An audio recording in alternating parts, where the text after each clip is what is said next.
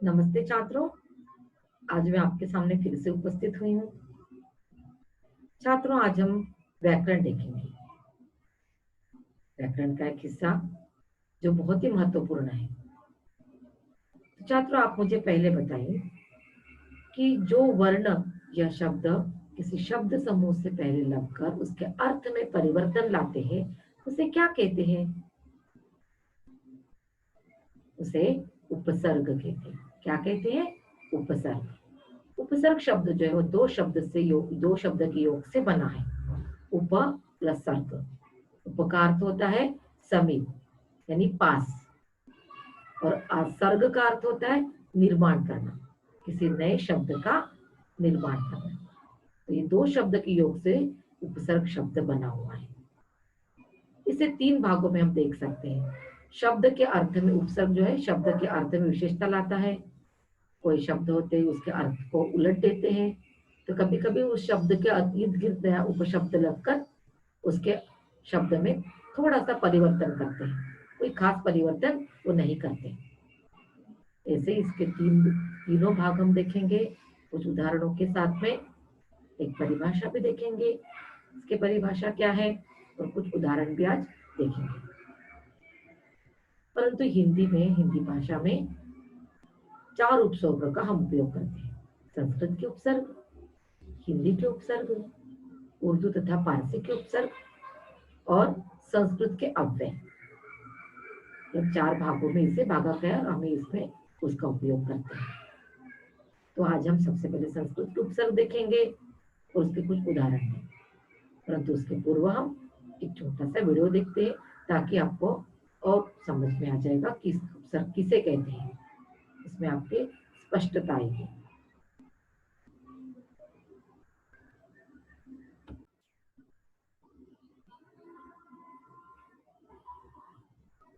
पहले हम उपसर्ग किसे कहते हैं ये जानते हैं।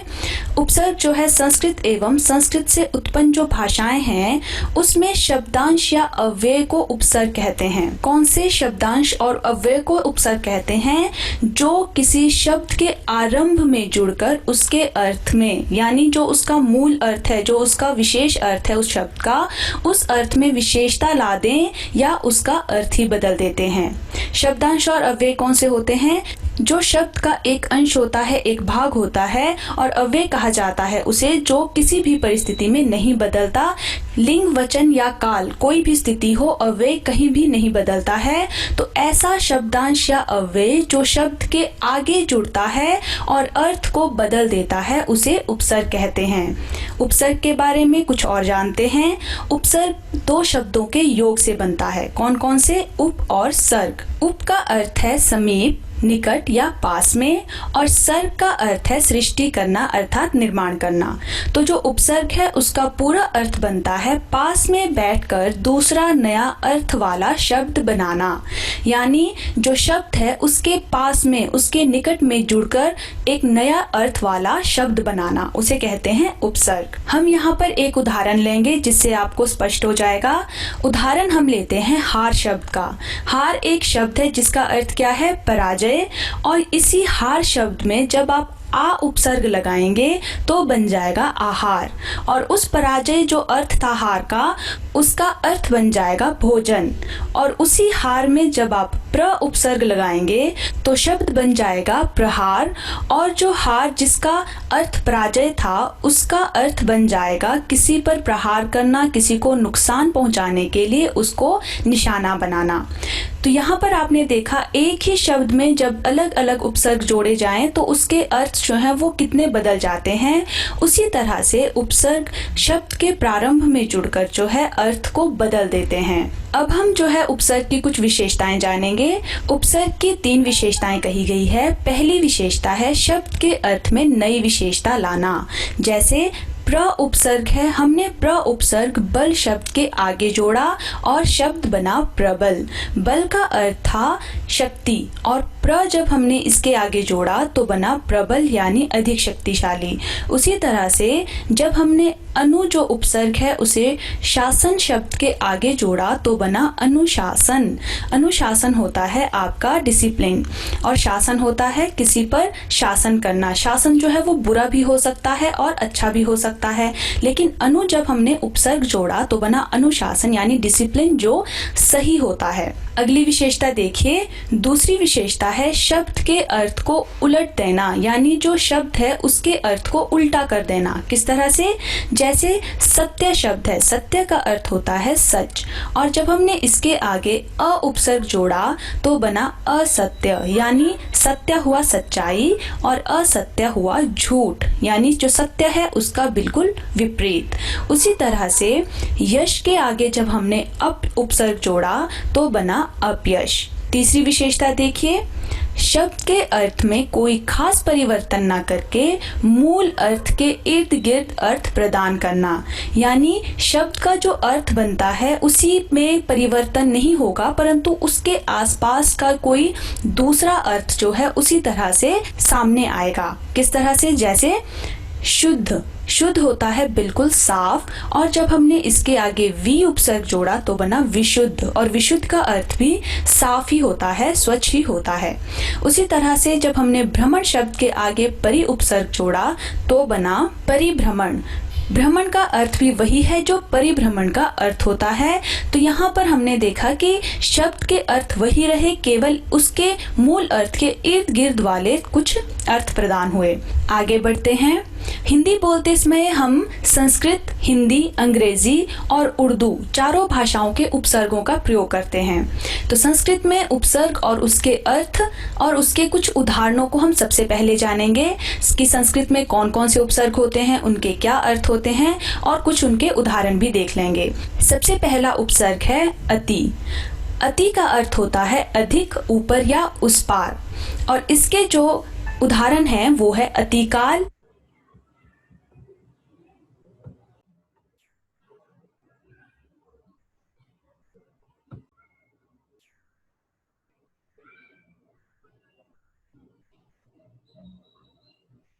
अतिरिक्त, अत्याचार, अतिक्रमण, अतिशय, अत्यंत, अत्युक्ति इत्यादि।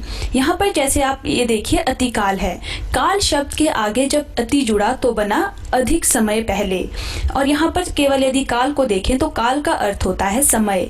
तो इस तरह से जब अति उपसर्ग इन सभी शब्दों के आगे जुड़ जाता है तो उसके अर्थ में परिवर्तन हो जाता है। अगला उपसर्ग देखिए, अगला उपसर्ग है अधि। अधि का अर्थ होता है ऊपर या श्रेष्ठ, और इसके उदाहरण हैं अधिराज, अध्यात्म, अधिकरण, अधिकार, अध्यक्ष, अधिपति इत्यादि। यहाँ पर भी कुछ शब्दों के आगे अधि जोड़कर जो है शब्दों के अर्थों में परिवर्तन हुआ है। इसी तरह से अगला उपसर्ग देखिए अप। अप का अर्थ होता है बुरा, अभाव, हीनता या विरुद्ध, और यहाँ पर इसके कुछ उदाहरण हैं अपमान, अपशब्द, अपकीर्ति, अपराध, अपहरण, अप्रयोग, अपव्यय, अपवाद इत्यादि। अब यहाँ पर देखें जैसे अपमान शब्द है, अपमान शब्द में जब केवल मान शब्द था तो उसका अर्थ था किसी का मान सम्मान करना, किसी का आदर करना, परंतु जब उसमें अप उपसर्ग लग गया तो उसका अर्थ हो गया अपमान, यानी बुरा व्यवहार करना या किसी के साथ बुरा आचरण करना। उसी तरह से इन सभी जो शब्द हैं उनका भी अर्थ जो वो परिवर्तित हो जाता है। अगला उपसर्ग देखिए अ। अ का अर्थ होता है अभाव, यानी किसी चीज की कमी। तो यहाँ पर इसके कुछ उदाहरण हैं अज्ञान, अधर्म, अस्वीकार इत्यादि। जैसे यहाँ पर अज्ञान शब्द है, अज्ञान का जब ज्ञान शब्द था तो उसका अर्थ था ज्ञान, बुद्धि इत्यादि, और जब इसमें अ जो है उपसर्ग लग गया तो मतलब बना अज्ञान। अज्ञान का अर्थ होता है ज्ञान का अभाव या ज्ञान की कमी, बुद्धि की कमी। उसी तरह से इन सभी जो यहाँ इसके उदाहरण हैं उनके भी अर्थ में परिवर्तन हो जाता है। अगला उपसर्ग देखिए, अगला उपसर्ग है अनु। अनु का अर्थ होता है पीछे, समानता, क्रम या पश्चात। तो यहाँ पर इसके उदाहरण जो हैं वो है अनुज, अनुचर, अनुशासन, अनुपात, अनुवाद, अनुकरण, अनुरूप, अनुस्वार इत्यादि। तो यहाँ पर जैसे शब्द है अनुज। अनुज का अर्थ होता है भाई, और कौन सा भाई? छोटा भाई जो बड़े भाई के पीछे आया हो। उसी तरह से आ उपसर्ग है। आ का अर्थ है और, सीमा, समेत, कमी या विपरीत। और इसके उदाहरण है आमुख, आदान, आजीवन, आकाश, आगमन, आरंभ, आचरण, आकर्षण, आरोहण इत्यादि। और यहाँ पर जैसे आमुख है, मुख होता है चेहरा, लेकिन जब आमुख कहा जाए तो उसका अर्थ बदल जाता है। उसका अर्थ होता है सामने की ओर, यानी जब आप कहते हैं मेरे आमुख खड़े हो जाओ, यानी मेरे सामने खड़े हो जाओ, या मेरे मुख की ओर देखकर खड़े हो जाओ। तो यहाँ पर इसी तरह से दूसरे उदाहरणों के भी अर्थ जो है वो परिवर्तित हो जाते हैं जब उसमें आ उपसर्ग जुड़ जाता है।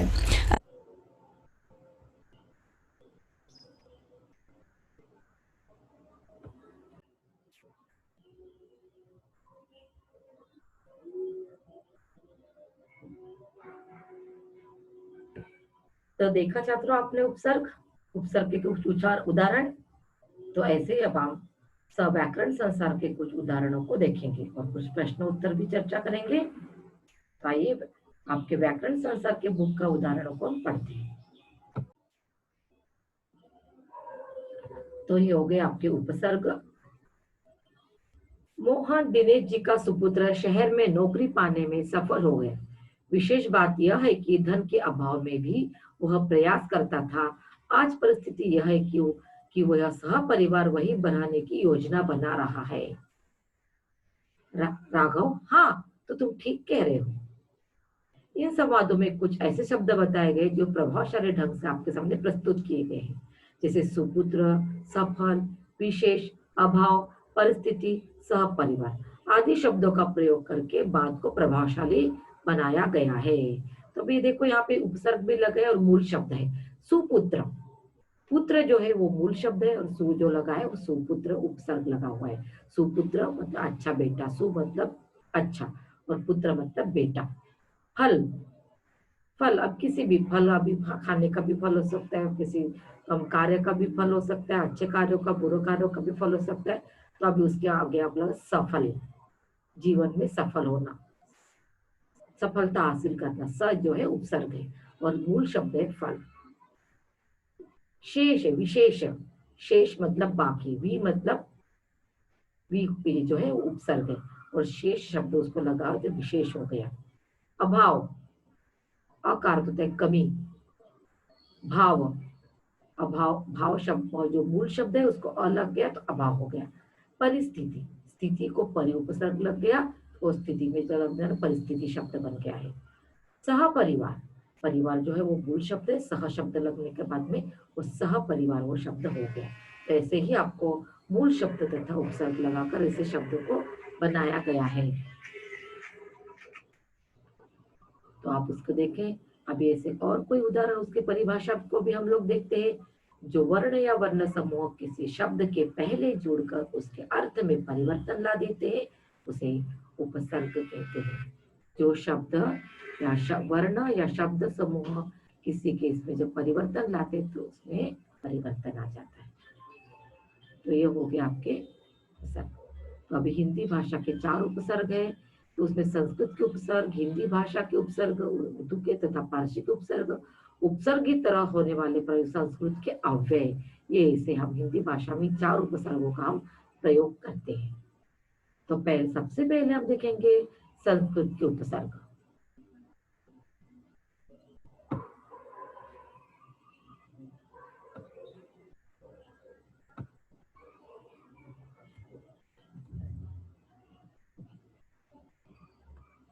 संस्कृत के उपसर्ग अ का अर्थ होता है नहीं या अभाव। अन्याय, अनाथ, अचल, अपलक। न्याय, न्याय जो है मूल शब्द है उसको अ लगा दिया, अन्याय, न्याय करना, किसी के साथ अन्याय करना, न्याय ये मूल शब्द है। नाथ, उसके साथ अ लगा दिया, अनाथ। चल, उसके साथ उपसर्ग लग गया, अचल। चल मतलब चलने वाला, अचल मतलब स्थिर। पलक, पलक ये मूल शब्द है, उसके पलक मतलब आपकी आंखों के ऊपर जो लाइन्स होती है उसको पलक बोलते, उसको अ लगा दे अपलक। अति का अर्थ होता है अधिक, सुंदर, अति सुंदर। सुंदर यानी खूबसूरत, कोई वस्तु होती है सुंदर होती है, और उसको अति लगा दिया, अति सुंदर, उससे भी सुंदर, मतलब इसमें थोड़ा थोड़ा सा फर्क आ गया है। अतिशय, बहुत ज्यादा, शय मतलब ज्यादा, अति लगा दिया तो अतिशय, बहुत ज्यादा। अत्याचार, अति लगा दिया चार, अत्याचार मतलब किसी शब्द चलना, बहुत सारे ये एक समास है, उसके उपसार उसके साथ जिस शब्द के साथ चला जाए वो लग जाता है। चारपाई, अत्याचार, अधिकतर, ये चार जो शब्द है वो समास है। अनु यानी पीछे, यानी समान, पीछे या समान। अनुचर, आपके साथ चलने वाला, चर मतलब चलना, आपके साथ चलना। अनुमान, अंदाजा लगाना, मान जो है मूल शब्द है, अनुमान अंदाजा लगाना। अनुकरण, करण जो है मूल शब्द, उसको अनु लगा दे, अनुकरण, किसी चीज का, जो कुछ छोटे बच्चे बड़ों का अनुकरण करते हैं तो हो गया अनुकरण, तो मूल शब्द क्या है इसमें, करण। अभी, अभी मतलब और, निकट, सामने। अभिलाषा, अभियान, अभिनव। अभिलाषा लाशा, उसके बाद अभी लगा दे अभिलाषा, इच्छा। अभियान, यान को अभी लगा दिया, अभियान, कोई अभियान चलाना या कोई कार्य करने में, कोई कोई उस पे और अभिनय, जैसे स्वच्छ भारत अभियान अभी चला रहे हम लोग, ऐसी कोई भी अच्छी चीजों को लेकर समाज पे उसका उपयोग करना, ज्यादातर इसको बोलते अभियान चलाना। गांधी जी ने भी अभियान चलाया था, भारत छोड़ो, और भारत छोड़ो अंग्रेजों के खिलाफ उन्होंने अभियान चलाया था। स्वदेशी वस्तुओं का अभियान चलाया था कि स्वदेशी अपनाए, ये अभियान अभी भी चलना आगे आ रहा है। अभिनय,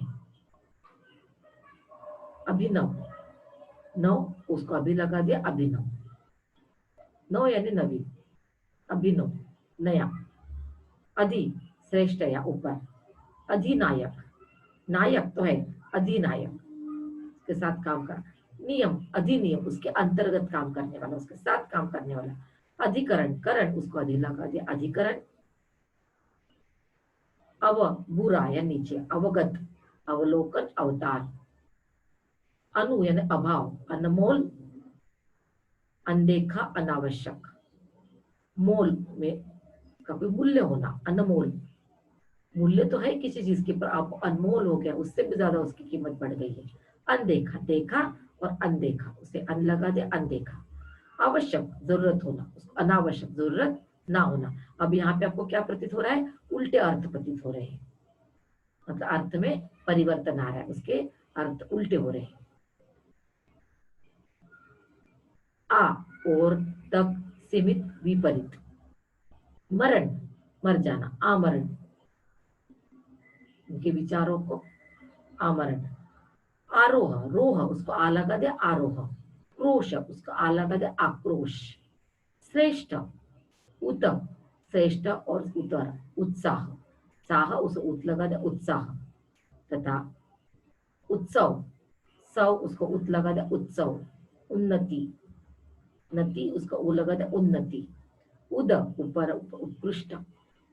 उद्योग, उसको उद लगा दिया, उद्योग।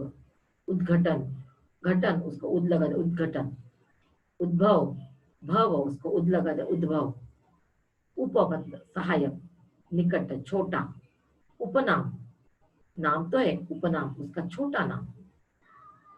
उपमंत्री, मंत्री तो उसके अंतर्गत काम करने वाला उपमंत्री। मुख्यमंत्री, उप मुख्यमंत्री। उपजाति, जाति, उपजाति, मेन जाति उसके अंतर्गत छोटी छोटी उपजाति आती है, उसे उपजाति बोलते। दूर, कठिन, बुरा। दुराचार, दुर्गम, दुर्दशा। दुराचार, दुर्गम, दुर्दशा। दशा जो है वो मूल शब्द है, उसे दूर लगा दिया। गम मूल शब्द है, उसको दुर्गम लगा, दूर लगा, दुर्गम। चार मूल शब्द है, उसको दूर लगा दिया, दुराचार हो गया। तो भी यहाँ पे हमने देखे संस्कृत के उपसर्ग। अभी हम इसके प्रश्न उत्तर देखेंगे। देखिए, दिए गए शब्दों में से उपसर्ग अलग करके लिखिए। इसमें मूल शब्द और उपसर्ग को अलग करना है, तो इसमें आपको अलग क्या लिखना है, उपसर्ग अलग कर कर लिखना है। तो छात्रों, सुअवसर, सु जो है वो उपसर्ग है, सु अवसर, अवसर जो एक शब्द है, मूल शब्द है। सकाम, स जो है काम जो है वो मूल शब्द है, स लगा दिया सकाम, तो स जो हो गया उपसर्ग हो गया। निहत्ता, हत्ता हत्या मूल शब्द है, नी लगा दिया निहत्या। प्रवचन, वचन मूल शब्द है, उसको प्र लगा दिया, उपसर्ग प्रवचन बन गया। अज्ञान, तो प्र जो है वो उपसर्ग है। ज्ञान मूल शब्द है, उसको उपसर्ग लगा दिया, अज्ञान, तो अ जो है वो उपसर्ग है। आमरण, आ जो है, मरण जो है वो मूल शब्द, इसको आ लगा दिया, उपसर्ग आमरण, तो आ जो है वो उपसर्ग है। अनुकरण, अनुचरण, चरण जो है वो उपसर्ग है, उसको अनु लगा दिया उपसर्ग, तो अनुचरण हो गया, तो अनु जो है उपसर्ग है। एन वक्त, वक्त मूल शब्द, इसको एन लगा दिया, एन वक्त, एन जो है उपसर्ग है। अनुकरण, अनुकरण जो है, करण जो है वो मूल शब्द, इसको अनु लगा दिया, अनुकरण। भरस, सक, सक जो है मूल शब्द, उसको भर उपसर्ग लगा दिया, तो भर जो हो गया उपसर्ग हो गया। सहर्ष, हर्ष जो है वो मूल शब्द है, उसको स उपसर्ग लगा दिया, सहर्ष, मतलब स जो है उपसर्ग हो गया। उपनाम, नाम, वो जो मूल शब्द है उसको उपशब्द लगा दिया, उपनाम, तो ये हो गए आपके उपसर्ग अलग किए। अब प्रश्न क्रमांक 3, भवदेश क्रम शब्दों में अनु उपसर्ग लगाकर नए शब्द बनाइए। तो अनु शब्द लगाकर आप कैसे शब्द बनाओगे, देखिए, अनुभव, भाव जो है मूल शब्द है, उसको अनु लगा दिया, अनुभव। देश मूल शब्द है, उसको अनु लगा दिया, अनुदेश। क्रम, उसको मूल शब्द है, उसको क्रम अनु लगा दिया, अनुक्रम। तो ये हो गए आपके उपसर्ग की कुछ उदाहरण।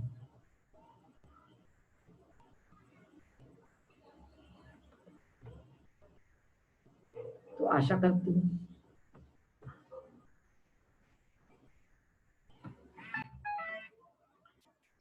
हूँ आपको सब समझ में आया होगा उपसर्ग और प्रत्यय।